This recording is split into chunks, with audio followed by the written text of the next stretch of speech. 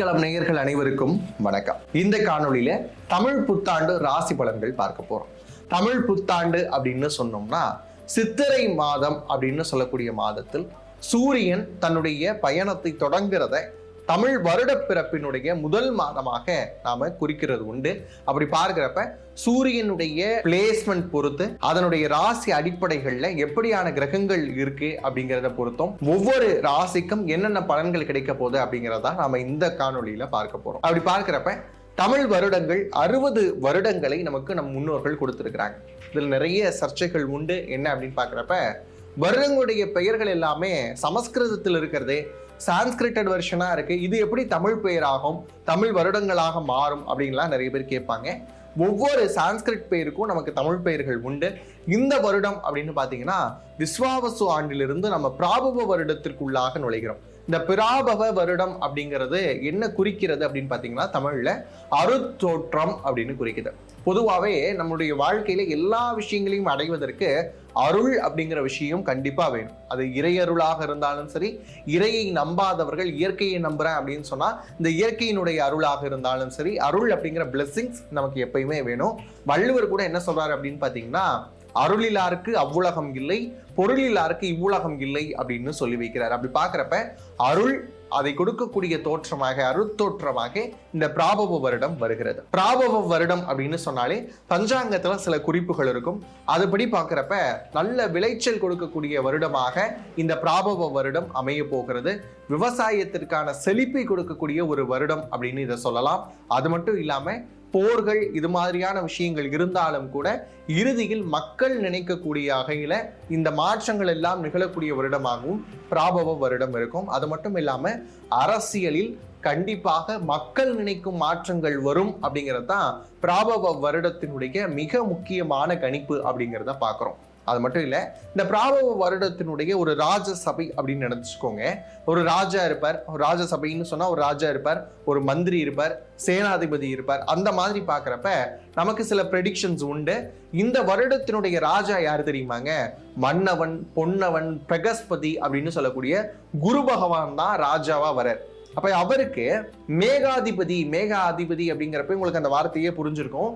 மழை கொடுக்கக்கூடிய கிரகமாக யார் வராங்க அப்படின்னு பாத்தீங்கன்னா சந்திரனும், தானியாதிபதியாக செவ்வாயும் வராங்க. இது ரொம்ப முக்கியமான வருடமாக பார்க்கப்படுது.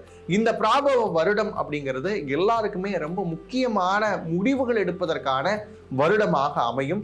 இந்த வருடம் மேஷம் முதல் மீனம் வரைக்கும் இருக்கக்கூடியவங்களுக்கு எப்படி இருக்க போகுது அப்படிங்கிறதா இந்த காணொளியில நம்ம பார்க்க போறோம். கடக ராசிக்காரங்களுக்கு இந்த தமிழ் புத்தாண்டு எப்படி இருக்க போகுது அப்படின்னு பார்க்க போறோம்.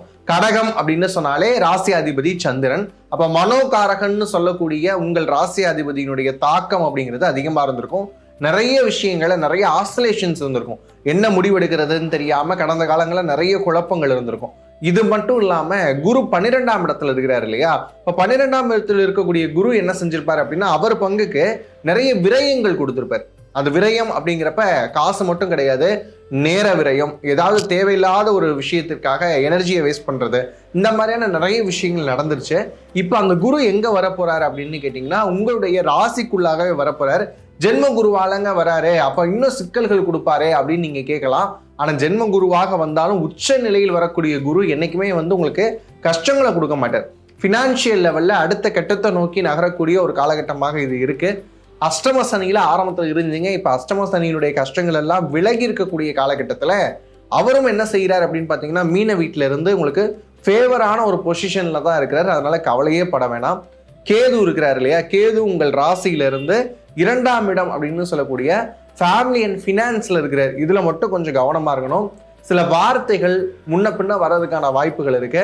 குடும்பத்தில் இருக்கக்கூடிய உறவினர்கள் கிட்ட ரொம்ப கவனமா பேசுங்க. பேச வேண்டிய இடத்துல மட்டும் பேசுங்க.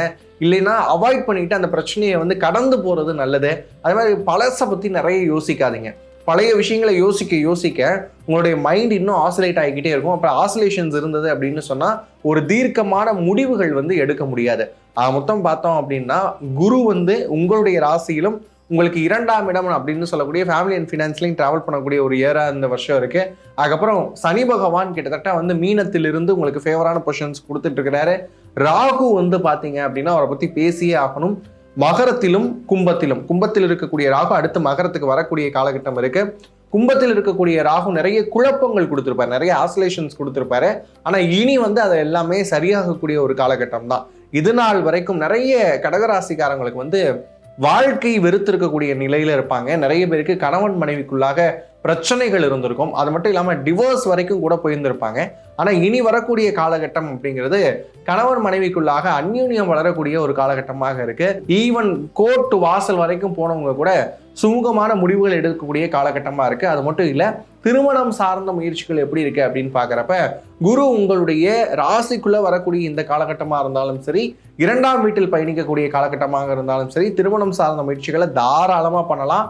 சனியினுடைய நகர்வுகள் பத்தி யோசிக்க வேண்டிய அவசியம் கிடையாது. அதுக்கப்புறம் குழந்தை பிறப்பு இதுக்கான வாய்ப்புகள் இருக்கா அப்படின்னு கேட்டா கண்டிப்பா உண்டு. குழந்தை பிறப்பு அப்படிங்கிறது ஜென்ம குரு கண்டிப்பா கொடுப்பார். அதுக்கான முயற்சிகளை இறங்குனீங்க அப்படின்னா மிகவும் சாத்தியமான பலன்கள் இருக்கு அப்படின்னு சொல்லலாம். எல்டர்லா இருக்கிறவங்க மட்டும் கொஞ்சம் உங்களுடைய உடல்நலத்துல கவனம் செலுத்துங்க. குறிப்பா வயிற்று பகுதி, அடிவயிற்று பகுதி, இந்த பகுதிகளில் மட்டும் ரொம்ப கவனமா இருங்க. எளிய உணவுகளா எடுத்துக்கோங்க.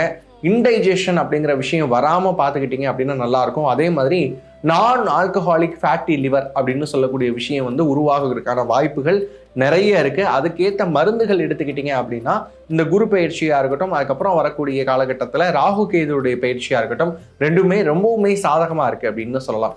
இதற்கு இடையில வந்து பாத்தீங்க அப்படின்னா சூரியன், சுக்கிரன், புதன் இவங்கெல்லாம் மாத கிரகங்களாக இருந்து நகலக்கூடிய விஷயங்களை பார்க்குறோம். அந்த நகர்வுகளும் உங்களுக்கு வந்து ரொம்ப சாதகமாக இருக்கும். எப்போ மட்டும் கவனமாக இருக்கணும் அப்படின்னா உங்களுடைய ராசியிலிருந்து 6ஆம் இடத்தில் புதன் சஞ்சரிக்கக்கூடிய காலங்களில் கொஞ்சம் கவனமாக இருங்க. அதே மாதிரி 6ஆம் இடத்துல செவ்வாய் சஞ்சரிக்கக்கூடிய காலகட்டத்திலையும் கொஞ்சம் கவனமாக இருக்க வேண்டியது உங்களுடைய அடிப்படை கருத்தாகவே நான் சொல்லணும்னு நினைக்கிறேன். அதுக்கப்புறம் இந்த வருஷம் ஃபுல்லாக நான் ஒரு விஷயத்த ஃபாலோ பண்ணணும்னா என்ன பண்ணலாம் அப்படின்னு கேட்டிங்கன்னா, வாழ்வியல் பரிகாரமாக சொல்கிறது, நீர்நிலை சார்ந்து இருக்கக்கூடிய இடங்கள் இருக்கு இல்லையா, அங்கே அதிகமாக ட்ராவல் பண்ணுங்க. அந்த ட்ராவல் அப்படிங்கிற விஷயம் உங்களுக்கு ரொம்பவுமே சாதகமாக அமைய போது பக்கத்தில் எங்காவது நீர்நிலைகள் இருக்கு, வாட்டர் ஃபால்ஸ் இருக்கு, இல்லை பீச் இருக்கு அப்படின்னு சொன்னால் அங்கே ஒரு தடவை போயிட்டு வாங்க. முக்கியமான முடிவுகள் எடுக்கிறதுக்கு முன்னாடி நீர் சார்ந்து இருக்கக்கூடிய ஸ்தலங்களுக்கு ஏதேனும் பயணம் பண்ணலாம். குறிப்பாக வந்து தமிழ்நாட்டில் இருந்தீங்க அப்படின்னு சொன்னால் நீர் ஸ்தலம் அப்படின்னு கருதப்படக்கூடிய ஜம்புகேஸ்வரர் கோயில், திருவானைக்காவல் கோயிலுக்கு வந்து நீங்கள் போயிட்டு வரலாம்.